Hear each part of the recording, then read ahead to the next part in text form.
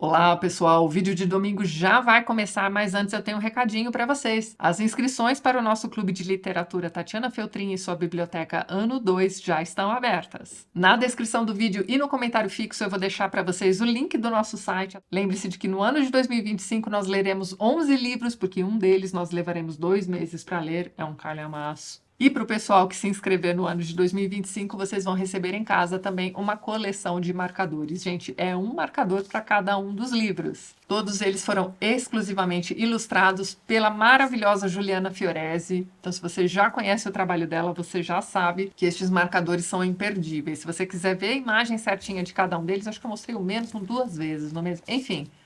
Lembre-se de que no site você tem acesso a todas as imagens dos marcadores. As discussões mês a mês terão início no dia 1º de janeiro, mas até lá nós já temos o nosso grupo no Telegram aberto. Nossa conta separadinha no Instagram, onde acontecerão nossas lives, também já está aberto para vocês. E semanalmente, até o início do nosso clube de literatura ano 2, em janeiro, vocês terão material novo, né? Enfim, conteúdo novo para você assistir lá no nosso clube também. Então, a nossa conversa de esquenta para o Clube Ano 2 já começou. É só fazer a sua inscrição e nós nos vemos lá. Olá, bom, hoje então, dando continuidade ao nosso projeto de leitura literária da Bíblia, nós estamos então no livro de Sofonias, nós já estamos na reta final do Antigo Testamento, ainda estamos ali na área dos profetas menores e hoje, como eu disse para vocês, nós vamos conversar sobre Sofonias, que é um livro bem curtinho também, viu, pessoal? São apenas 3 capítulos, então se você ainda não leu este livro, recomendo que você pause este vídeo, leia lá rapidinho, volte aqui depois, o vídeo estará aqui esperando por você, não é mesmo? Bem, então, Sofonias é mais um profeta contemporâneo de Jeremias. Portanto, ambos viveram durante o reinado do rei Josias, que foi considerado aí o grande reformador. Por quê, pessoal? Porque ele veio logo depois do Manassés, né, que foi um dos piores reis de Judá, né? Enfim, na época de Manassés, o rei de Judá vivia aí um período de grande decadência religiosa, para dizer o mínimo. E aí nós temos então o Josias, que não foi apenas um restaurador, mas ele foi também um continuador daquilo que seu bisavô havia feito quando rei, né? Seu bisavô Ezequias.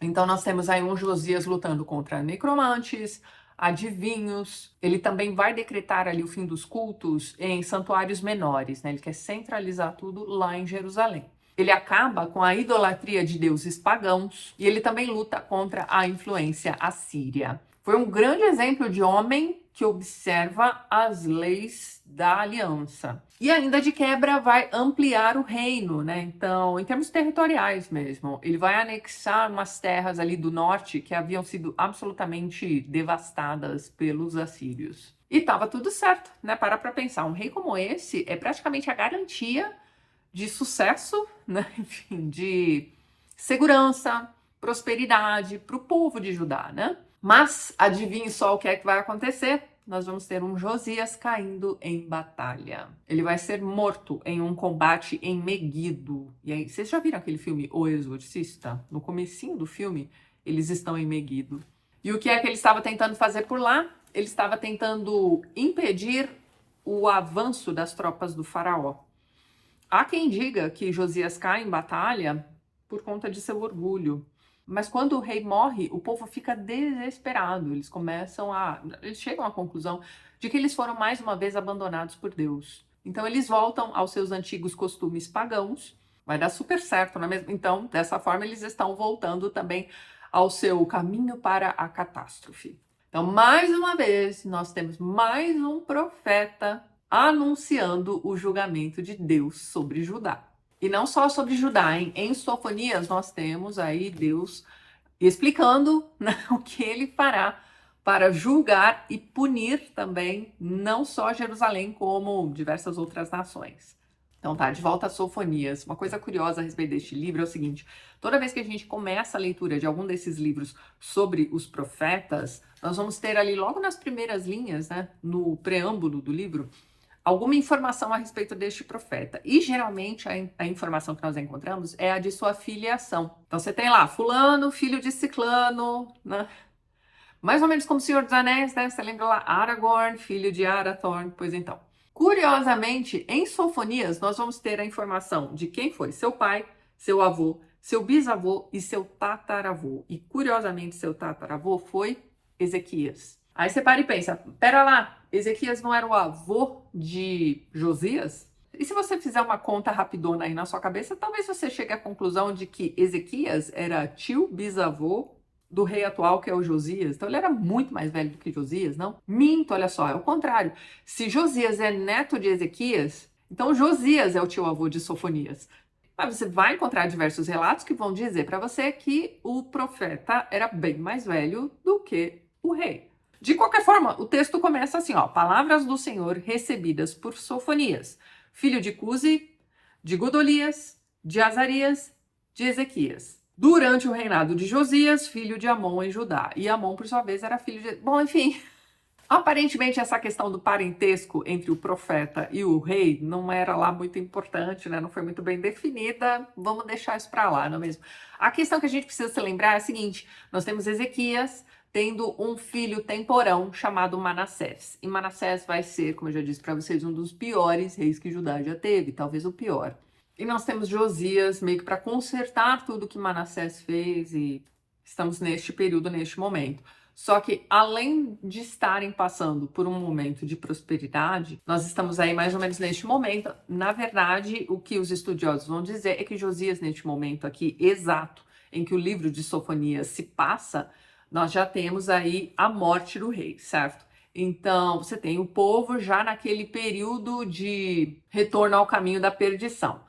Então, o que nós temos aqui é um livro bem curtinho, como eu disse para vocês, apenas 3 capítulos, em que Sofonias vai nos alertar para o iminente julgamento de Deus, tá? Então, este aqui é um livro dividido em 3 partes, obviamente, são 3 capítulos, né? Mas algumas dessas partes vão ultrapassar a barreira dos capítulos. Em geral, este livro é dividido entre julgamento de Judá, julgamento de outras nações também e, por fim, a restauração prometida. Então o livro já começa com Deus prometendo destruição. Inclusive na Bíblia do Peregrino, o primeiro capítulo se chama Destruição, inclusive. Você tem ali, ó, acabarei com todas as coisas na superfície da terra. Acabarei com homens e animais, acabarei com as aves do céu e os peixes do mar, com os escândalos e os perversos. Extirparei os homens da superfície da terra. Quando você lê isso aqui, é meio que automático a gente se lembrar também do dilúvio, né? Então, olha lá, acabarei com todas as coisas na superfície da terra. E por que tudo isso aqui vai acontecer? Bem, porque, para variar, os habitantes de Judá haviam voltado à idolatria. Então Deus diz que vai fazer isso aqui, ó. Estenderei minha mão contra Judá e contra todos os habitantes de Jerusalém. Extirparei deste lugar o que resta de Baal. Então, este é um exemplo aqui de um Deus que era idolatrado naquela época lá em Judá. E qual é a única esperança de salvação? Você que acompanha este projeto de leitura já está careca de saber. O único caminho para a salvação, meus amigos, é o arrependimento genuíno. Não vale aquele arrependimento da boca para fora só porque você já sabe o que vai acontecer. Sofonias está te contando aqui o que vai acontecer. Só que olha só, o arrependimento pode ser que resolva ou não a situação. Você tem ali, ó, amontoai-vos bem, povo desprezível, antes que vos arrebatem como palha que voa, antes que vos alcance o incêndio da ira do Senhor. Então aqui, olha só, lá no dilúvio você tinha purgação por água, aqui em Sofonias ele está prevendo uma purgação por fogo. Olha lá. Antes que vos alcance o dia da ira do Senhor. Buscai o Senhor, humildes, que cumpris seus decretos. Buscai a justiça, buscai a humildade, para terdes um refúgio no dia da ira do Senhor. É a única possibilidade. E nós vamos assim até o capítulo 3, em que nós vamos ter ali a descrição do julgamento de Jerusalém. Tá lembrando que nós estamos nos últimos séculos de Judá, com sua capital como Jerusalém. Então, sobre o julgamento de Jerusalém, nós temos ali: ai da cidade rebelde, manchada e opressora, não obedeceu nem se corrigiu, não confiava no Senhor, nem acorria a seu Deus. Então, eles lá, né, idolatrando Baal, não é mesmo? Esta cidade aqui se tornou tão rebelde quanto as cidades estrangeiras. E como será o castigo de Jerusalém? Primeiro, ele vai dar exemplos daquilo que já foi feito anteriormente com outras nações. Então, ele vai dizer o seguinte, ó: aniquilei nações, arrasei suas ameias, enchi de escombros suas ruas, para que ninguém transitasse. Arrasei suas cidades, para que ninguém as habitasse, assim por diante. Então, primeiro ele dá esses exemplos, olha só o que espera vocês, né? Porque isso aqui já foi feito, facinho de fazer de novo. E aí vem aquilo que ele realmente vai fazer com Jerusalém, né? O que ele vai fazer de fato, que é isso aqui, ó. Pois esperem que eu me levante para acusar, porque eu costumo reunir os povos, juntar os reis, para derramar sobre eles meu fervor. O incêndio de minha ira, no fogo de meu zelo se consumirá a terra inteira. Aquilo que eu falei para vocês, é uma purgação por fogo. Agora, se este é um fogo metafórico, não sabemos. Me parece que é um incêndio propriamente dito. Mas como a gente já está acostumado também com os outros livros dos profetas, né, nós já sabemos também que depois da tempestade há de vir uma bonança. Então nós temos também a restauração futura, né, sendo prometida aqui também. Aí olha lá, então purificarei os lábios dos povos para que todos invoquem o nome do Senhor e o sirvam de comum acordo. Desde o outro lado dos rios da Etiópia, da dispersão, os que rezam a mim me trarão ofertas. Depois, olha lá, deixarei em ti um povo pobre e humilde, um resto de Israel que se refugiará no Senhor, que não cometerá crimes nem dirá mentiras. Pastarão e repousarão sem que ninguém os espante. Aí olha só que imagem legal, ó. O Senhor teu Deus é dentro de ti um soldado vitorioso, que exulta e se alegra contigo, renovando seu amor. Achei interessante esta imagem de que Deus dentro de você é um soldado vitorioso. Este livro se encerra desta forma, ó. Então os trarei, e quando eu estiver reunido, vos darei fama e renome em todos os povos do mundo, mudando vossa sorte diante de seus olhos. Assim disse o Senhor. A questão é que, para que isso aconteça, é preciso haver a purgação primeiro. Nós já vimos aqui que será por fogo, como eu já comentei mais de uma vez, inclusive, né? Eu achei curioso isso, já que o livro começa, né, meio parecido com aquilo que aconteceu no dilúvio. Mas é quase como se ele tivesse dito, olha só, eu fiz com o dilúvio, não adiantou, né? Vocês não aprenderam nada, então vou fazer por fogo agora. E é sabido também que aquela primeira geração, a geração que vai receber o julgamento, meio que não vai ter jeito. Eles vão precisar passar pela punição, mas seus filhos, seus netos, né, vão restaurando, né, o seu jeito de ser, vão fazendo a manutenção das leis novamente, até chegar uma geração em que Deus diz assim, não, beleza, agora vocês podem voltar para Jerusalém, né, para a terra prometida. Então tá, mas vamos voltar ali ao capítulo 1, que tem um detalhe bem interessante ali. Depois da descrição da destruição que vai acontecer em Judá, nós temos ali o prenúncio do Dies Irae, que é ali então o dia da ira do Senhor, o dia do Senhor. Também conhecido como dia de fúria, dia de ira, dia do Senhor, enfim, tem vários nomes. Esse trecho começa assim, olha só, silêncio na presença do Senhor, pois se aproxima o dia do Senhor. O Senhor preparou um banquete e purificou seus convidados. No dia do banquete do Senhor, pedirei contas aos nobres e príncipes reais e a todos os que vestem a moda estrangeira. E aí por diante. Você vai lendo isso aqui, você vai pensando, ok, o dia do Senhor vai ser bacana. Mesmo porque você talvez se lembre lá do livro de Amós. E Amós foi, provavelmente, a gente tem quase certeza de que ele foi o primeiro profeta, lá pelo capítulo 15, a falar sobre o dia do Senhor que está para chegar. Que a gente entende como o dia do julgamento. Mas, aparentemente, além disso, você tem também uma questão de que este seria o dia, um dia maravilhoso, em que Deus castigaria os inimigos de seu povo. Mas talvez tenha faltado algum tipo de interpretação aí, porque o próprio povo pode ser inimigo dele mesmo. Principalmente neste caso aqui, em que eles sabem, né, eles têm regras a cumprir, eles têm leis a cumprir e eles não cumprem. Então, de certa forma, eles também são seus próprios inimigos, não é mesmo? Bem, a questão é que deu-se a entender, né, para alguns, pelo menos talvez a maioria, lá no livro de Amós, que o dia do Senhor seria um dia maravilhoso para o povo. E talvez até seja, né, a oportunidade de você se arrepender e fazer a coisa certa a partir de então, me parece uma coisa maravilhosa. De qualquer forma, aparentemente é com Sofonias que o dia do Senhor vai ficar mais claro. Porque ele começa dizendo, não, olha só, eu vou preparar um banquete, vou chamar os convidados que serão purificados, né? Parece tudo ótimo, né? Mas dali a pouco ele está dizendo isso aqui, ó. Esse dia será um dia de cólera, dia de angústia e aflição, dia de destruição e desolação, dia de escuridão e trevas, dia nublado e de nuvens escuras, dia de trombeta e alaridos contra as praças fortes, contra as altas ameias, e aí por diante. Então você vai vendo que esse dia, meu bem, vai ser um dia de passar a limpo, digamos assim, tudo aquilo que foi feito. E não vai ser bonito. Olha o nome, Dies Irae. Então é um dia da ira. É o dia da ira do Senhor. Digamos que essa informação foi omitida pelo Amós, né? E só um parênteses rapidinho, né? Esse trecho aqui de Sofonias é bastante utilizado em Requiems, né? No próprio Requiem do Mozart, né? Existe um trecho, né, do Requiem chamado Dies Irae, em que as primeiras falas são exatamente isso aqui, né? Dies Irae, dies illa. Dia de fúria, aquele dia. E aí você tem a descrição do que vai acontecer no dia de fúria a partir do que Sofonias escreveu em seu livro. Gente, Requiem de Mozart é um espetáculo, se você nunca ouviu, ouça, certo? Bem, como eu disse para vocês, este julgamento, né, o dia de ira do Senhor, não será apenas, né, restrito a Judá. Isso vai se espalhar a outras, né, outras nações, como por exemplo, você tem ali Gaza, ficará abandonada. E aí tem toda uma descrição do que vai acontecer com Gaza. Canaã, terra filisteia, eu te deixarei totalmente despovoada. Mais pra frente, ó.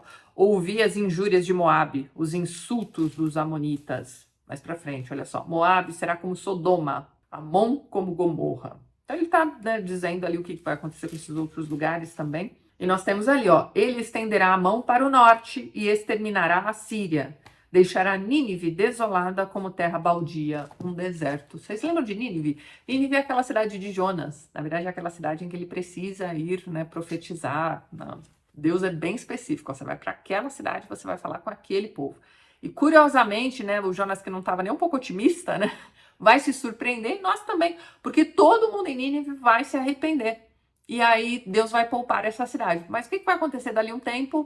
Exatamente, né? Outras gerações virão e vai acontecer novamente aí esse pessoal, né, voltando aos costumes pagãos e etc. Então essa cidade também não vai escapar. Agora, uma coisa para a gente ter em mente quando se fala em prenúncio de julgamento nesses livros dos profetas é que nunca se sabe quando isso vai acontecer. Portanto, meus amigos, ainda há chance, né, ainda há tempo de que o arrependimento aconteça. Então, este é o requisito básico para você tentar escapar da fúria divina. Livros como este servem como alerta e também como convite, digamos assim, ao arrependimento. Porque você não pode obrigar alguém a se arrepender. É preciso que mudanças sejam genuínas. É preciso que as mudanças venham de dentro. Não pode vir de fora. Eu estou com medo, porque eu sei que aquilo ali vai acontecer, então deixa eu me arrepender aqui rapidinho. Não é isso? Você precisa se arrepender e também voltar aos bons... Não adianta nada você se arrepender e amanhã você voltar para os seus costumes pagãos. Não. Você precisa também retomar, né, a observação das leis da aliança. E aí, olha para você ver como é difícil realmente, né, você se limpar, né, se purificar e recomeçar do zero, né, novo novamente, né? Você precisa se livrar dos seus ídolos, mas você precisa também se livrar dos costumes estrangeiros. Você precisa se livrar das alianças que você fez com governantes estrangeiros. Você precisa se livrar dos casamentos que você fez com mulheres estrangeiras.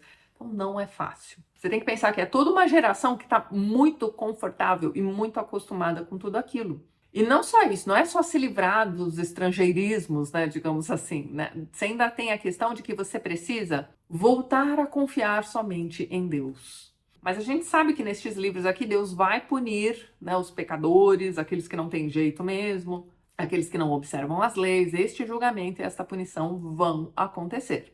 Mesmo porque a gente sabe que muito, mas muito dificilmente, este povo vai se arrepender. Mesmo assim, há promessa de restauração, porque você sabe que essas pessoas desta geração aqui que estão ouvindo este recado vão transmiti-lo para as próximas. Você sabe que o pessoal que vai passar pelo julgamento, e aqui, né, a gente tem o Sofonias não só dizendo, então, lembra o que a Amós tinha dito para vocês? Pois é, não é bem assim não, explicando como é que vai ser exatamente o dia de ira, e nós temos ainda por cima o Sofonias dizendo, olha, esse dia está se aproximando. Então, pensa no desespero, mas é isso, né? O desespero é daqueles que acham que ainda vão conseguir fazer alguma coisa. Mas vocês viram que é difícil, né? Primeiro que é muito difícil o arrependimento genuíno ser colocado em prática. E depois que você precisa se livrar de todas essas amarras ali, né, estrangeiras. Esse aqui é só um exemplo, tem outras coisas também, né? Lembrando que Deus conhece o coração dos homens, então... Ok, você parou de frequentar ali aqueles templos, de outras divindades. De repente o povo pode até ter destruído, né, todos aqueles templos e todos os ídolos, mas internamente, será que de vez em quando você não faz uma rezinha ali para Baal, entendeu? É por isso que tem que ser genuíno e de dentro para fora. Então, muito dificilmente alguém desta geração que está passando pelo julgamento vai conseguir escapar da ira divina. Mas, né, lembre-se de que nós temos também a promessa de restauração futura, né? Olha lá, este é um trechinho da restauração, ó. Enche-se de júbilo por ti, como em dia de festa. Afastarei de ti a desgraça e o opróbrio que pesa sobre ti. Então eu mesmo agirei contra teus opressores, salvarei os inválidos, reunirei os dispersos. Eu lhes darei fama e renome na terra, onde agora os desprezam. Então, você só precisa, né, se arrepender genuinamente, se livrar aí dos seus costumes estrangeiros, purificar seu coraçãozinho, né? E vai dar tudo certo. Talvez não para você, mas para os seus filhos. Olha que coisa boa. Enfim, é isso então, pessoal. Terminamos mais um livro aqui do Antigo Testamento. Estamos na reta final. Faltam apenas mais 3 livros para encerrarmos o Antigo Testamento.